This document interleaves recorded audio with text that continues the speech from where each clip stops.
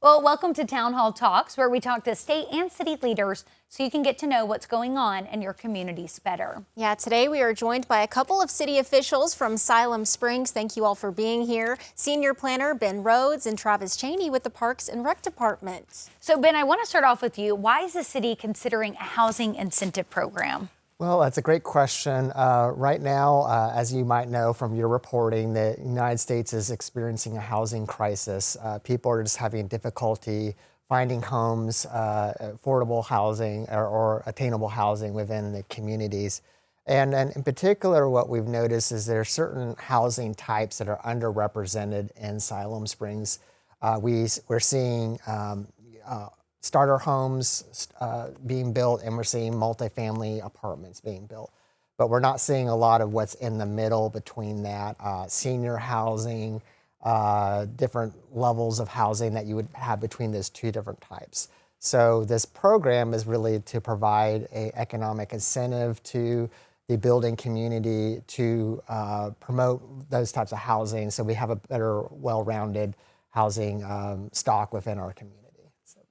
Well, and the area is just growing so much, I feel like. And it's such a beautiful city. And so we know why it's doing that. Y'all are both from the area. Yes. You've grown up in Siloam Springs. And so because of that, why is it important now that y'all have these positions in the city and can continue to help with that growth?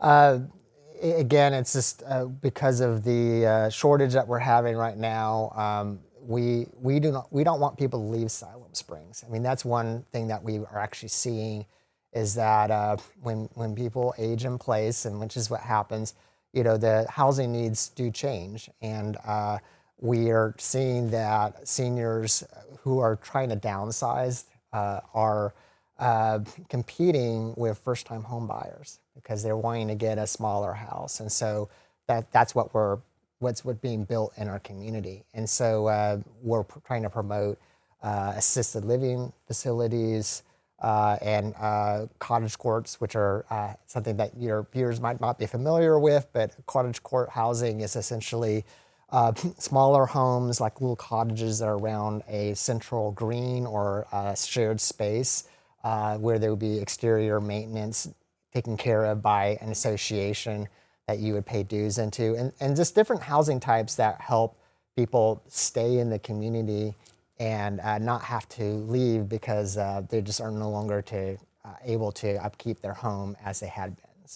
Yeah. You know, Ben, this goes off what you were just saying, but what specific housing needs has the city identified as being underserved, just to kind of give residents a recap? Correct. Yeah, there's several. We, of course, have the senior housing that we're looking at. We have what's called conservation development. So that is where we're trying to conserve certain sensitive areas when there's land development that would have for drainage or for heavily wooded areas to keep those natural features that make Arkansas so special, you know, in place. We want to encourage those types of developments. We're looking at missing middle housing. Which is sort of what I was explaining before. You know, you have your single-family detached home, and then you have your multifamily. But there's a whole range of housing in between that. You know, there's live-work units. You know, people that live above and work below their, you know, like in a traditional downtown. You have the fourplexes. You have different levels like townhomes, things like that that you can promote. That would provide a broader range of housing types. So we're definitely wanting to encourage that. We're also looking at executive level housing, which is something that maybe other people don't think about. But when Fortune 500 companies or any national business or industry wants to come to our community, which they're looking to come to Northwest Arkansas, as you know, they are looking for housing for their employees. Especially for the higher professionals and that type of thing.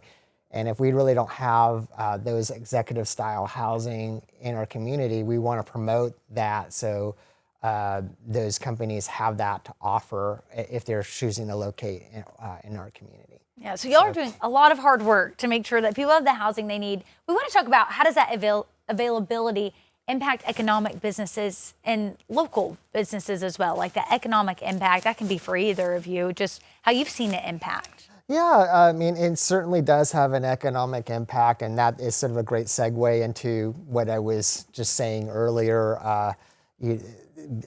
Quite simply, a business or like maybe a corporate headquarters. We have Simmons Foods in Siloam Springs. We have several other corporate headquarters.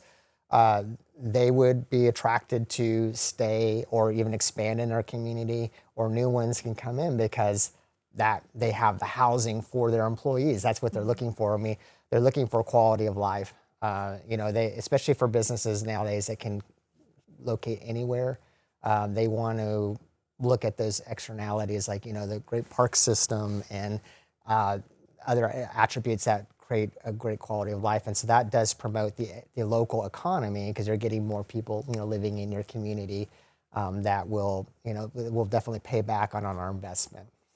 Yeah, absolutely. Now, I think, Travis, we got a question for you now. So Siloam Springs is developing the Parks Master Plan with the Urban Land Institute. How does the partnership help align long-term community needs with the plan's vision and recommendations? Sure. Well, to echo what Ben was talking about, Siloam is growing really fast, like the rest of Northwest Arkansas. It is easy, if we're not being, forward-thinking, to just be responding to whatever needs come up immediately. What's the most broken? What are we responding to today?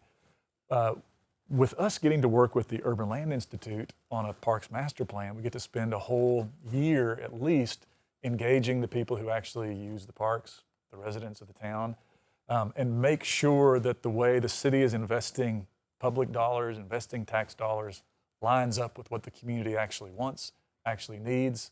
And then we're fortunate enough to be working with Urban Land Institute, which is a big, international organization that has deep experience with planning, with public spaces, with land use, to make sure that we're being guided in a direction that, lines up with, hey, these are the national best practices. Here are the local needs. Let's look around at what has worked nationally and make sure that we're not, working in a silo. So we're very, very grateful to have both their, planning expertise and the financial support to make this happen.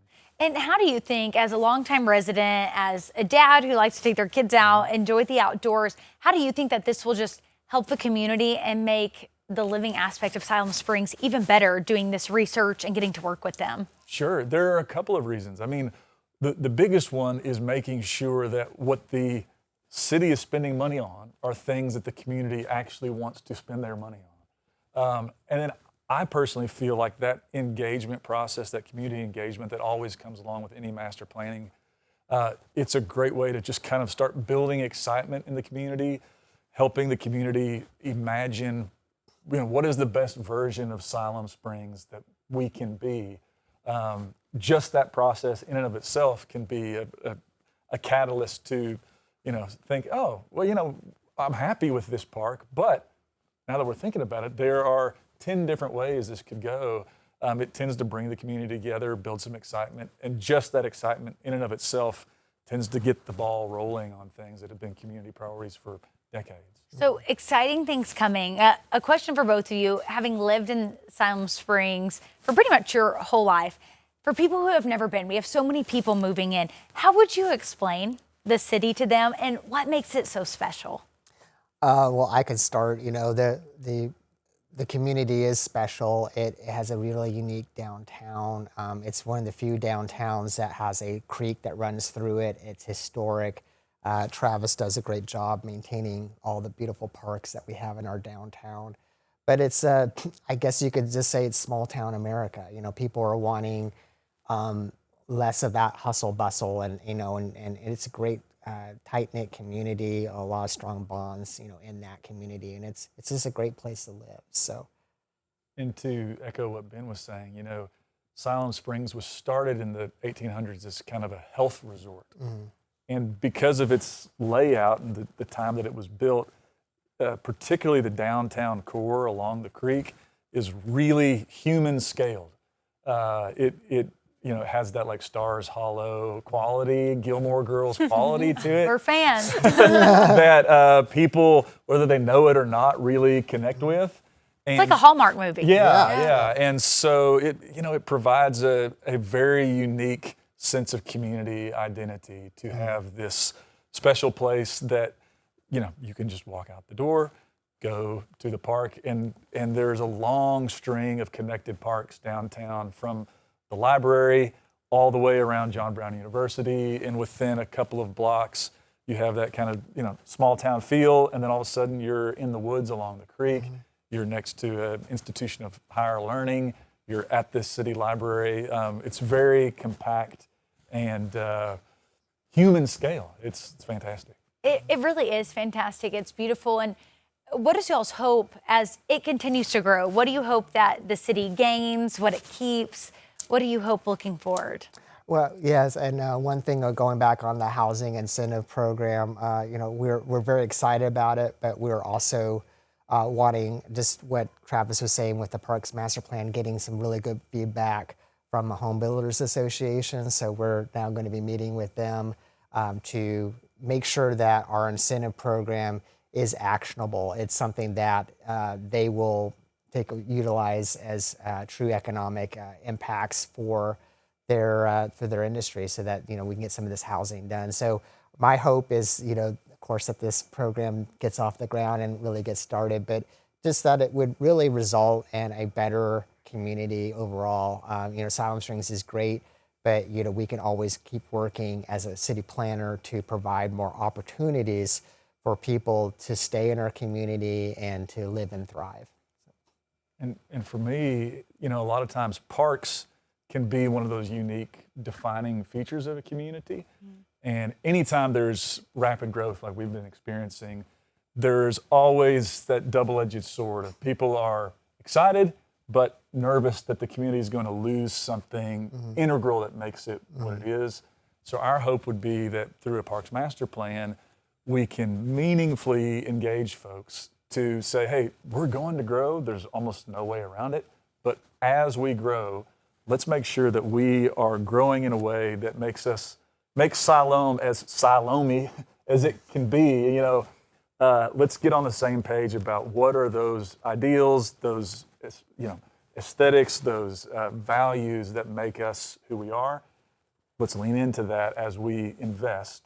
Let's lean into that strategically, so that we're not just fixing the next thing that breaks, but we are investing in a way that makes us more true to who we are and the best version of ourselves that we can be. Well, Ben and Travis, thank you so much for joining us on today's episode of Town Hall Talks. We've loved learning about all things Siloam Springs. I think it's time for a little road trip. We'll see you next time on Town Hall Talks.